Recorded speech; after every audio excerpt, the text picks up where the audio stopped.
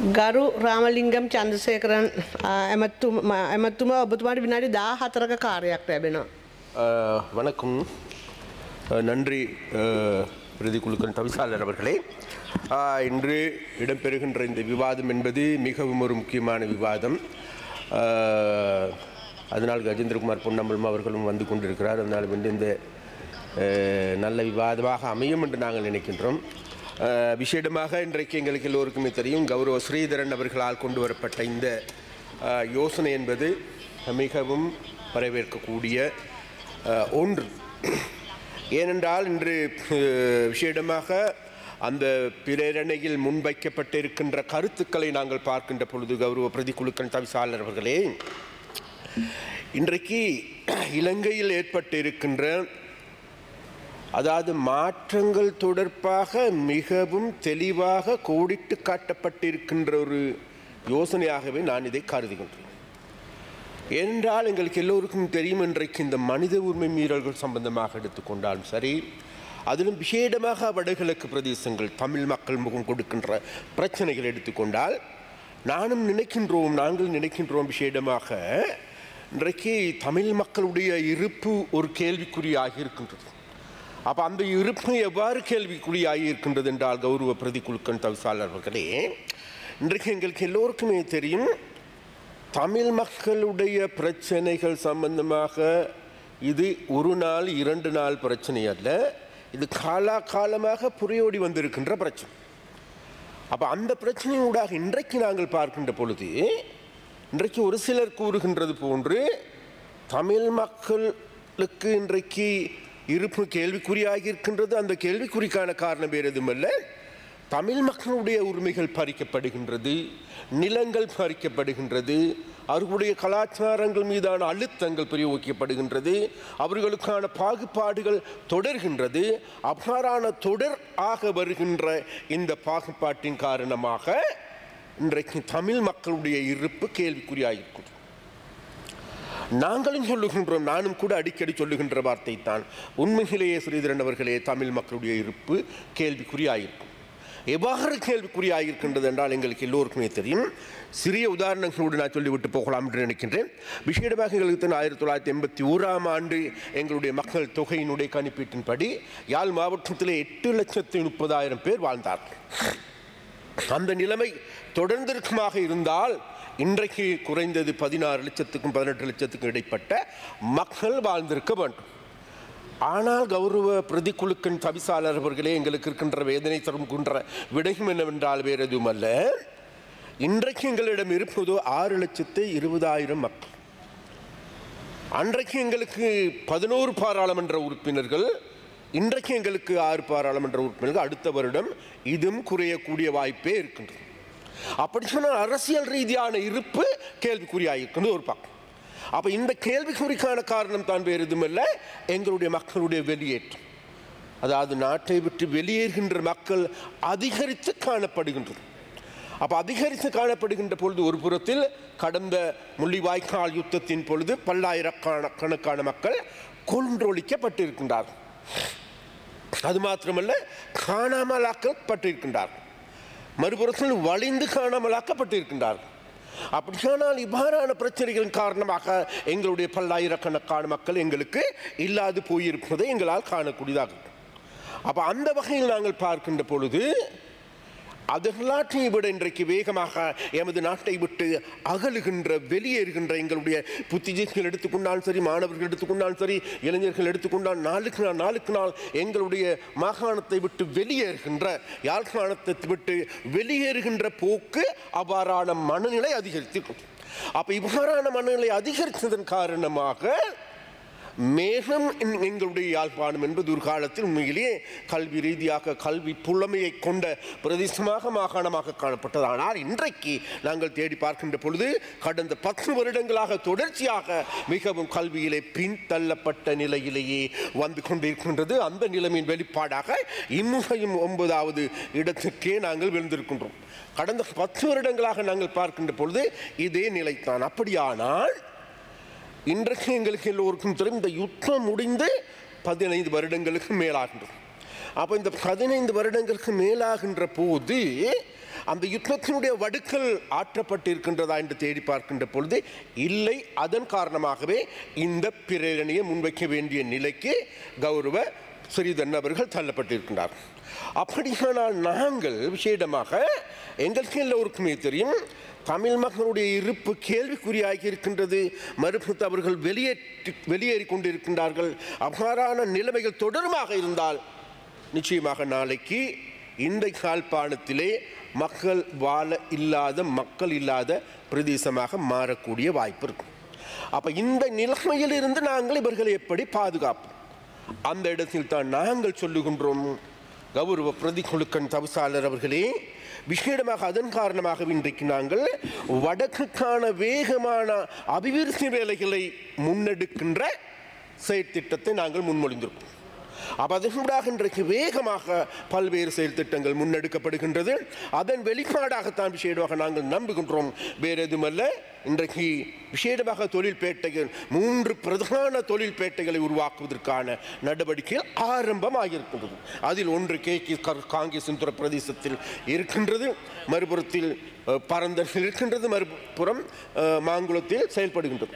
அப்போ இந்த 3 செயற்பாடுகளும் முன்னெடுக்கப்படுகின்ற போது அது மாத்திரமல்ல, காங்கேசன்துறை என்பது அல்லது அந்த தொழில்பேட்டை என்பது ஒரு புறத்தில் பலாலி துறைமுகம் விஸ்தரிக்கப்படுகின்றது, மறுபுறத்தில் மயிலிட்டி துறைமுகம் விஸ்தரிக்கப்படுகின்றது. அது மாத்திரமல்ல, எங்களுடைய ரயில் சேவையும் இருக்கின்றது, அதே நேரத்தில் கப்பல் சேவையும் இருக்கின்றது. அப்போ இவ்வாறான ஒரு இடத்தில் நாளைக்கு அபிவிருத்தி திட்டங்களோ அல்லது அந்த தொழிற்பேட்டை ஒன்று உருவாக்கப்படுகின்ற பொழுது நாங்கள் நம்புகின்றோம், நிச்சயமாக அந்த பிரதேசம் என்பது தொழில்மயமான ஒரு பிரதேசமாக மாற்றப்படும். அவ்வாறு மாற்றப்படுகின்ற போது இன்றைக்கு எங்களது நாட்டை விட்டு வெளியே சென்று கொண்டிருக்கின்ற மக்கள் அல்லது எங்களுடைய நாட்டை விட்டு வெளியேறி கொண்டிருக்கிற எங்களுடைய இளைஞர்கள், மாணவர்கள் அனைவரும் நாளைக்கு இந்த நாட்டில் வாழ முடியும், அவர்கள் வாழ்வதற்கான சூழல் ஒன்று ஏற்பட்டிருக்கின்றது என்ற நிலைப்பாட்டை உருவாக்க வேண்டும். அந்த நிலைப்பாட்டை உருவாக்குவதற்கான செயல் திட்டங்களையே எங்களுடைய அரசாங்கம் முன்னெடுத்து வருகின்றது. அப்போ ஒட்டுமொத்தத்தில் நான் கௌரவ பிரதி குழுக்கள் தவிசாளர் அவர்களே, இன்றைக்கு இல்லாது போயிருக்கின்ற இழந்திருக்கின்ற தமிழ் மக்களுடைய இருப்பு பாதுகாக்கப்படுமாக இருந்தால் மாத்திரமே தமிழ் மக்கள் இலங்கையில் யாழ்ப்பாணத்தில் அல்லது வடக்கில் மக்கள் வாழ்ந்தால் மாத்திரமே இன்றைக்கு நாளைக்கு நாங்கள் சுயநிர்ணய உரிமைக்காக போராடுவதா அல்லது தனிநாட்டுக்காக போராடுவதா அல்லது எங்களுடைய மனித உரிமைகளை பாதுகாப்பதா, இவைகளுக்கு நிச்சயமாக எங்களுடைய இளைஞர்கள், எங்களுடைய பிள்ளைகள் இந்த பிரதேசத்தில் இருந்தாக வேண்டும். அப்போ முதலாவது சவால் தான் எங்களுக்கு இருந்தது.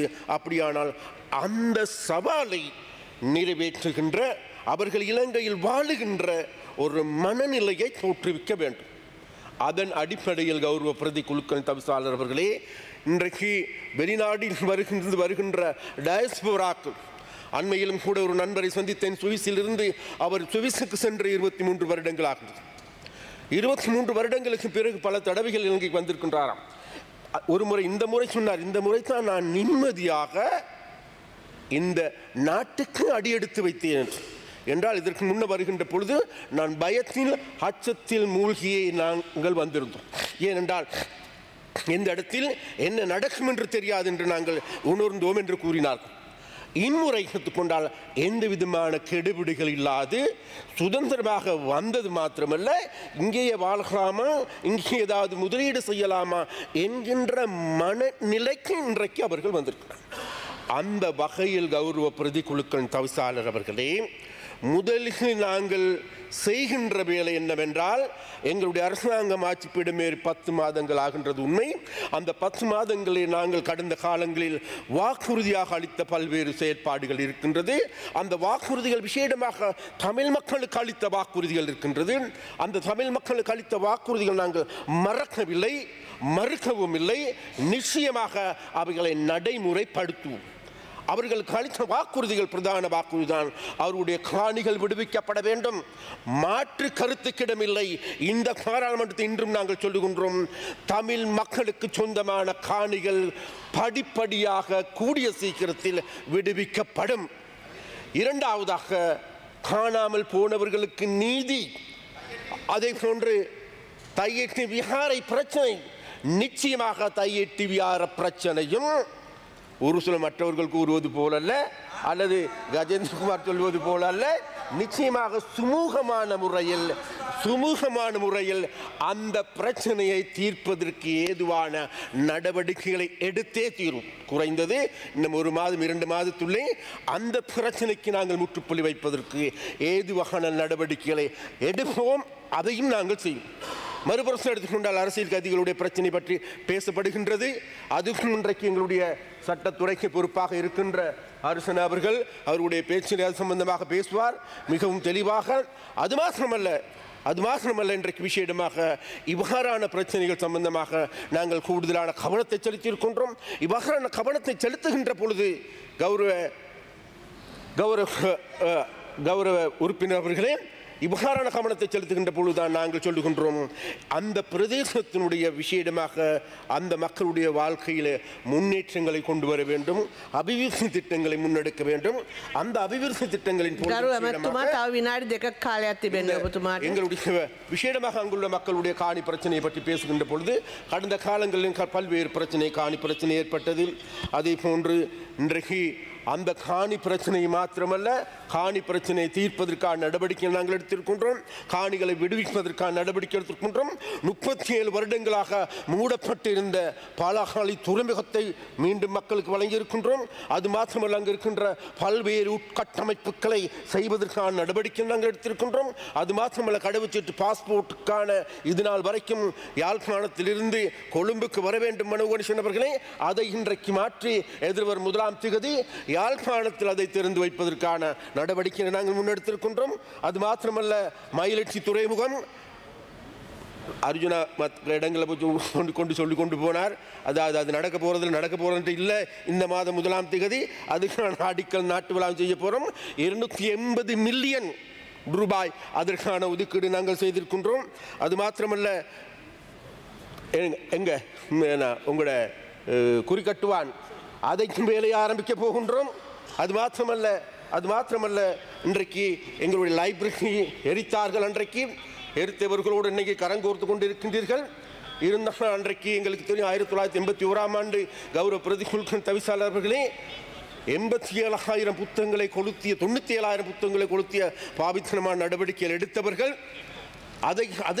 அது சம்பந்தமாக தாங்களுடைய கரிசனையாக அந்த மக்களுடைய அந்த பிரச்சனையை விளங்கி கொண்டு, அந்த மக்களுடைய வேதனையை விளங்கி கொண்டு பேசினார்களா என்பது தெரியாது. இருந்த போதிலும் கூட அனுர்குமார் சனாயக் அவர்கள் நிச்சயமாக அதற்கான செயற்பாடுகளை முன்னெடுக்கிறதுக்கான எதிர்வரும் 1ஆம் தேதி அதையும் நாங்கள் திறந்து வைப்பதற்கு ஏதுவான நடவடிக்கை எடுக்கப் போகின்றோம். அதே போன்று பலாலி துறைமுகம் இன்றைக்கு நவீன துறைமுகமாக, சர்வதேச துறைமுகமாக மாற்றப்பட போகின்றது. அவ்வாறு அனைத்து நடவடிக்கைகள் முன்னெடுப்பதன் மூலமாகவே மக்கள் நிம்மதியாக சுதந்திரமாக நடமாட முடியும் என்று நாங்கள் நம்புகிறோம். அவ்வாறு மக்கள் சுதந்திரமாக நடமாடக்கூடிய சூழ்நிலை ஏற்பட்டாலே நாட்டில் மனித உரிமை பாதுகாக்கப்படும் என்று, அந்த வகையில் இந்த நாட்டில் இருக்கின்ற மக்கள் மீது, இளைஞர்கள் மீது எந்த ஒரு ஒடுக்குமுறையும் கட்டவிழ்த்து விடாது. கடந்த காலங்களில் ஒடுக்குமுறைக்கு எதிர்கொண்டவர்கள், கடந்த காலங்களில் சிறையில் இருந்தவர்கள் என்ற அடிப்படையில், கடந்த கால சித்திரவதைகளை அனுபவித்தவர்கள் என்ற அடிப்படையில் நிச்சயமாக எதிர்வரும் எங்களுடைய ஆட்சியிலே ஒரு சில சம்பவங்கள் அங்கு தவறுதலாக இடம்பெறலாம்.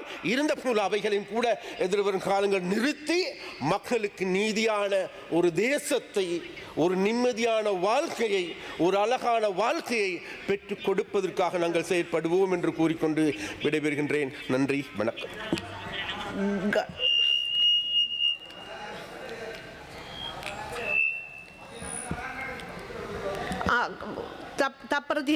இவரை நன்றி.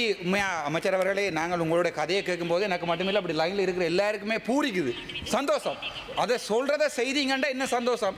ஒன்றே ஒன்று கேட்குறோம், ஆனந்த சுதார விடுவீங்கோ, வடக்கு மாநிலத்தில் இருக்கிற மயிலட்டியில் இருக்கிற பலாலி காணிகளை விடுவீங்கோ, அதே நேரத்தில் தையிட்டி விகார சம்பந்தமாக இவர் கேட்ட மாதிரி எல்லாத்தையும் செய்யுங்கோ. எதிர்கட்சியில் நாங்கள் இருக்காமல் போயிடுவோம். நாங்கள் உங்களோட இருக்கிறோம், we are ready. பட் நீங்க செய்யற மாட்டீங்கன்றா எங்களோட பிரச்சனை. நன்றி.